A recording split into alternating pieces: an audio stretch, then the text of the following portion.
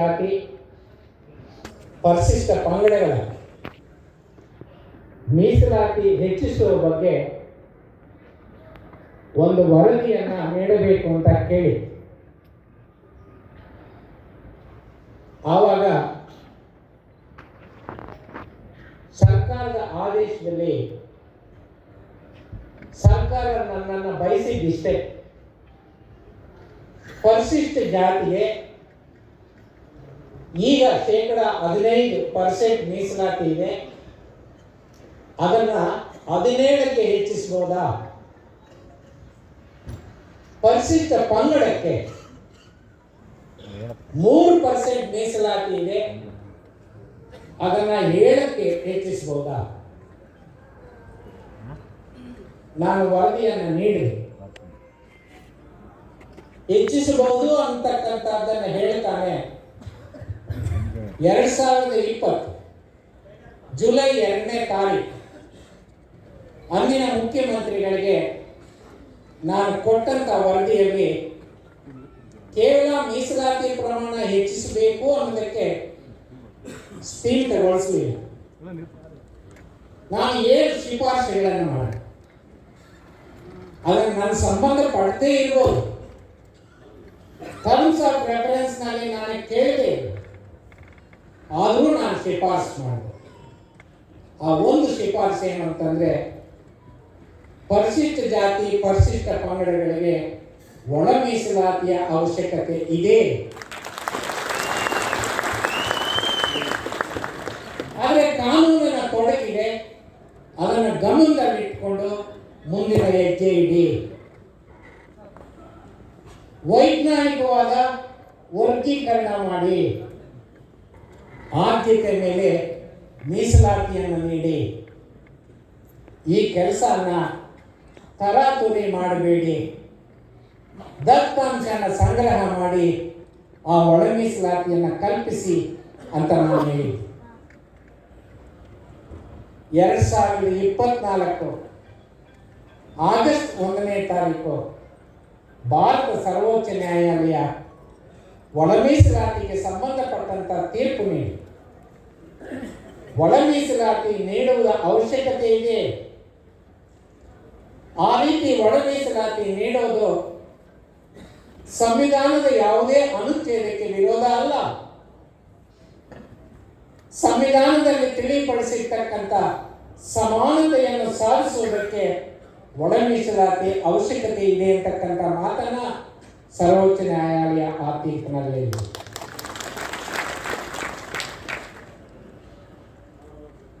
ಮುಂದುವರೆದು ಸರ್ವೋಚ್ಚ ನ್ಯಾಯಾಲಯ ಆ ತೀರ್ಪಿನಲ್ಲಿ ಏನ್ ಹೇಳಿದೆ ಅಂತಂದ್ರೆ, ಯಾವುದೇ ಸರ್ಕಾರ ಒಳ ಮೀಸಲಾತಿಯನ್ನು ನೀಡಬೇಕಾದ್ರೆ ದತ್ತಾಂಶನ ಸಂಗ್ರಹ ಮಾಡಿ, ಸಾಮಾಜಿಕ ಹಿಂದುಳಿಕೆಯನ್ನು ಕಂಡುಕೊಳ್ಳಿ, ಶೈಕ್ಷಣಿಕ ಔದ್ಯೋಗಿಕ ರಾಜಕೀಯ ಹಿಂದುಳಿಕೆಯನ್ನು ಕಂಡುಕೊಳ್ಳಿ, ಅದರ ಆಧಾರದ ಮೇಲೆ ವರ್ಗೀಕರಣ ಮಾಡಿ ಇರ್ತಕ್ಕಂಥ ಮೀಸಲಾತಿಯನ್ನು ಹಂಚಿ. ಅದರ ಅನುಗುಣವಾಗಿ ಇಂದಿನ ಕರ್ನಾಟಕ ಸರ್ಕಾರ ಮತ್ತೆ ನನಗೆ ಇನ್ನೊಂದು ಅವಕಾಶ ಕೊಟ್ಟು ಈ ಒಳ ಮೀಸಲಾತಿ ಬಗ್ಗೆ ವರದಿಯನ್ನು ನೀಡಿ ಅಂತ ನನ್ನ ಆಯೋಗನ ರಚನೆ ಮಾಡಿದೆ.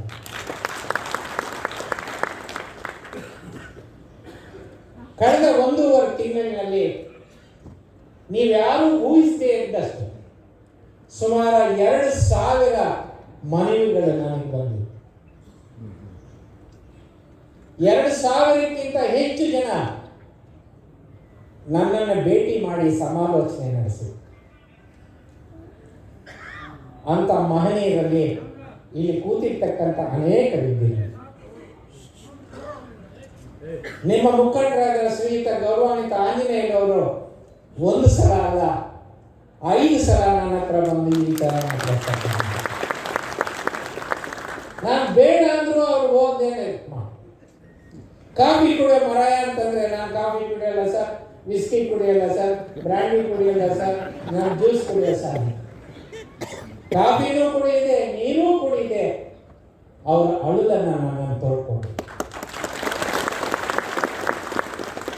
ಅದೇ ರೀತಿ ಬೇರೆ ಬೇರೆ ರಾಜಕೀಯ ಮುಖಂಡರು, IAS ಅಧಿಕಾರಿಗಳು, ಗೋನಾಳ್ ಭೀಮಪ್ಪ ಅವರಿದ್ದಾರೆ, ಅವರ ನೇತೃತ್ವದಲ್ಲಿ ನಾನು 3 ಸಭೆ ಮಾಡಿ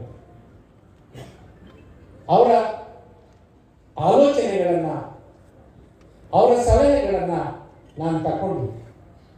ಅದಲ್ಲದೆ ಇನ್ನೂ ಅನೇಕ ಜನ ನಿಮ್ಮ ಪೈಕಿ ನನ್ನ ಮುಂದೆ ಬಂದು ನಿಮ್ಮ ಅಹವಾಲನ್ನು ನೀಡಿದ್ದೀರಾ. ನಿಮ್ಮ ಮಾತುಗಳನ್ನು ನಾನು ಕಿವಿಯಿಂದ ಕೇಳಿಸ್ಕೊಂಡಿಲ್ಲ, ನನ್ನ ಹೃದಯದಿಂದ ಕೇಳಿಸ್ತೀನಿ.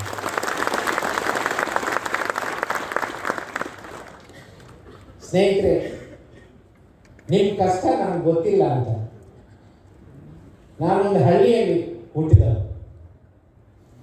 ಪರಿಶಿಷ್ಟ ಜಾತಿ, ಪರಿಶಿಷ್ಟ ಬಂಗಾಳದ ಜನರ ಜೊತೆ ನಾನು ಬೆಳೆದವನು.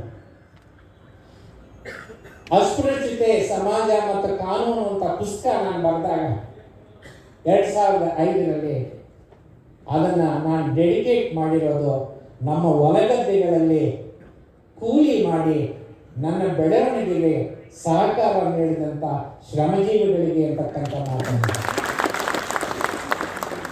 ಹಾಗಾಗಿ ನಿಮ್ಮೆಲ್ಲರ ಕಷ್ಟ, ನೋವು, ಸಂಕಟ, ನಿಮ್ಮ ಪರಿಸ್ಥಿತಿ ನಾನು ಹತ್ತಿರದಿಂದ ಕಂಡಿದ್ದೀನಿ, ನೋಡಿದ್ದೀನಿ, ಅನುಭವಿಸಿದ್ದೀನಿ, ಮಾತಾಡಿದ್ದೀನಿ, ಬರೆದಿದ್ದೀನಿ.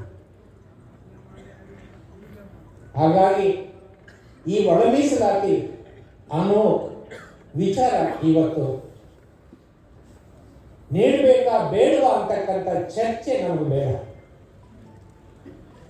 ಅದು ಮುಗಿದೋಯ್ತು. ನೀಡಬೇಕು ಅನ್ನೋದೇ ಇವತ್ತು.